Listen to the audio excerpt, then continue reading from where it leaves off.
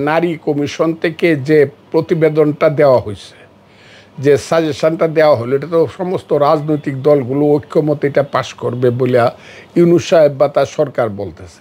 এখন পর্যন্ত এটা আলোচনার মধ্যে আছে, কিন্তু এই আলোচনায় আসতে গিয়া হেফাজতে ইসলামের মতো একটা দল আমি বলবো না, তাদের মতো একটা সংস্থা, তারা তো বলে তারা রাজনীতি করে না, কিন্তু ইসলামকে তারা বলে তাদের মূল উদ্দেশ্য এবং আদর্শ।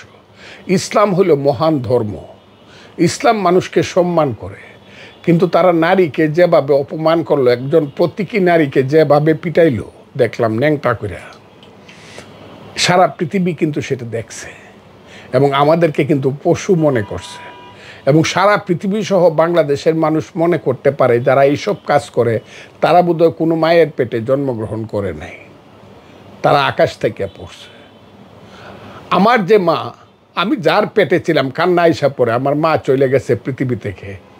আমার মা আমাকে 10 মাস পেটে ধারণ করছে, আমি তার পেটে রয়েছি। সেই মা আমি শিশুকালে আমাকে দুধ খাওয়াইছে, আমার পায়খানা প্রস্রাব পরিষ্কার করছে, আমার অসুখ হইলে সারা রাত আমার মাথার পাশে বসে রয়েছে, জল পট্টি দিছে, কাঁদছে আমারে ধরে আমার মা। সেই মাকে আমি হেকারত করে, সেই মায়ের জাতিকে আমি যে হেকারত করে তারা কথা বলে, আমার কাছে মনে হয় তারা কি তারা, আমার কাছে মনে হয় না যে তারা নারীকে সম্মান করে। এখন আমি এইটা খুব ক্লিয়ারলি মনে করি যে এখন একটা পর্যায়ে আসবে তারা যদি এত বেশি বাড়াবাড়ি করে। আমি ওই দিন সুপ্রিম কোর্টে দেখলাম যে 2টা রিট রেডি হইতেছে এবং তারা একটা স্লোগান রেডি করতেছে যে নারী যাদের কাছে এত বেশি নিকৃষ্ট, সেই নারীরা কেউ তাদের সন্তান গ্রহণ করবে না। তারা অন্য কারো পেটে সন্তান দিক, পশুর পেটে সন্তান দিক, কিন্তু নারী সন্তান তাদের গ্রহণ করবে না। নারী পুরুষ, হজরত মুহাম্মদ সাল্লাল্লাহু আলাইহি সাল্লাম যখন আরবের সমাজ ব্যবস্থা ছিল মেয়ে হইলেই কবর দিয়ে দিতে হবে, সেইখান থেকে রেকটিফিকেশন করার জন্য একটা জায়গাতে আনছিল, নারীকে একটা অধিকার দিছিল, ওখান থেকে তুলে আনছিল। এখন পৃথিবী যত আগাবে, বিজ্ঞান যত আগাবে, যুগ যত আগাবে, চিন্তায় চেতনায় তো মানুষের পরিবর্তন আসবে।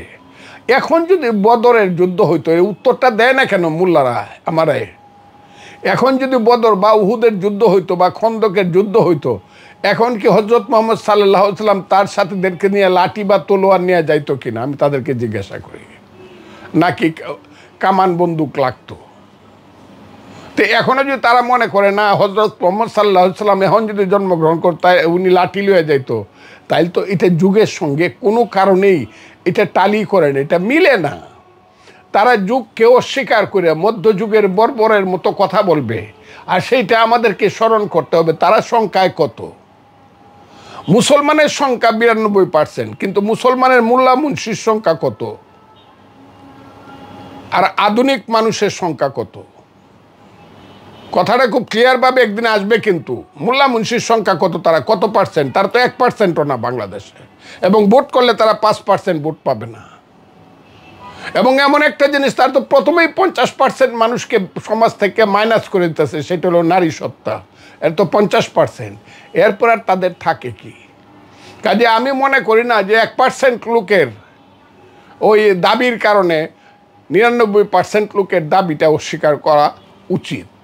আধুনিকতা, নারী প্রগতি, ধরেন আমি আপনাকে উদাহরণ দিই, আমি আপনাকে দেখাতে পারবো এটা, যে এই তালেবান আসার আগে আফগানিস্তানে 61% শিক্ষক ছিল মহিলা, 51% বিচারক ছিল মহিলা, এখন একজনও নাই।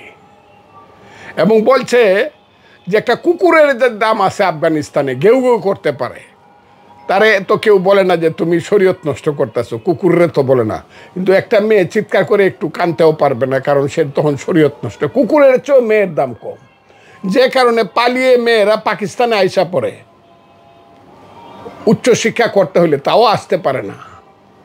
এবং যে কারণে অন্ধকারের দিকে আফগানিস্তান 1/3 লোক রাতের বেলায় আফগানিস্তানে না খায়া ঘুমায়। 1/3 লোক না খায়া ঘুমায়, অন্ধকারের দিকে চলে যাচ্ছে। আমরা কি বাংলাদেশকে অন্ধকারের দিকে নিয়ে যাব কি না, সবাই মিলে সিদ্ধান্ত নিতে হবে। আমরা তো চেয়েছিলাম, এই দেশে মুক্তিযুদ্ধ করেছিলাম বাঙালি জাতির, একটা সুন্দর একটা রাষ্ট্র ব্যবস্থা, সুন্দর সমাজ গঠন করার জন্য, আধুনিক সমাজ গঠন করার জন্য। এখন মোল্লা সাহেবরা যদি মনে করে তাদের শরীয়তি সমাজ গঠন করবে, আমার কোনো আপত্তি নাই, আমার কোনো আপত্তি নাই, কিন্তু তারা ভোটে আসতে হবে। পাবলিক যদি তাদেরকে ভোট দেয় যে তোমরা শরিয়ার সমাজ করো, আমি তাদেরকে সেলিউট দিব। কিন্তু আমাকে যদি মানুষ ভোট দেয়, আমি বিএনপিকে বা আমি অন্য দলকে যদি ভোট দেয় যে না আধুনিকতার দিকে, গণতন্ত্রের দিকে ভোট দিলাম, মানুষের পেটের ভাত পরনের কাপড়ের জন্য ভোট দিলাম, আমি মানুষের শিক্ষা চাকরির জন্য ভোট দিলাম, মানবতার জন্য ভোট দিলাম, এটা আসেন কন্টেস্ট করি। আর ওনারা যদি আখেরাতের ওই যে শরিয়া আইন করে যদি করতে পারে, ভোট পায়, ওনারা নিয়ে যাক।